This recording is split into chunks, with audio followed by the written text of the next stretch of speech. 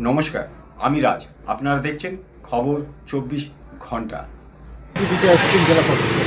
আমরা national front of Indian trade union Hooghly জেলা থেকে আজকে ডিএম ডেপুটেশন দিচ্ছি।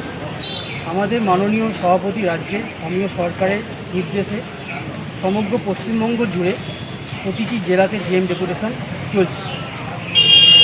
আমরাও হুগলি জেলার তরফ থেকে করছি শ্রমিকদের স্বার্থে, কৃষকদের স্বার্থে এবং এই যে 54 লক্ষ শ্রমিক, পরিযায়ী শ্রমিক পশ্চিমবঙ্গে বাসিন্দা যারা, তারা বিভিন্ন রাজ্যে কর্মসংস্থানের সূত্রে বাইরে ছিলেন। কোভিড-19-এর ফলে তারা প্রত্যেকে কর্মহীন হয়ে এই রাজ্যে ফিরে এসেছে। আজ তারা আর্থিকভাবে এবং কর্মহীন হয়ে তারা দিন অতিবাহিত করছে। আমরা চাই অবিলম্বে সরকারের তরফ থেকে তাদের আর্থিক সাহায্য এবং সরকারি অনুমোদনপ্রাপ্ত কোনো সংস্থায় কর্মসংস্থানের ব্যবস্থা করে দেয় এই দাবিতে। এবং সবচেয়ে মূলত এই যে বিষয়টা, এই মুহূর্তে কোভিড-19-এ স্বাস্থ্য ব্যবস্থা পুরো ভেঙে পড়েছে।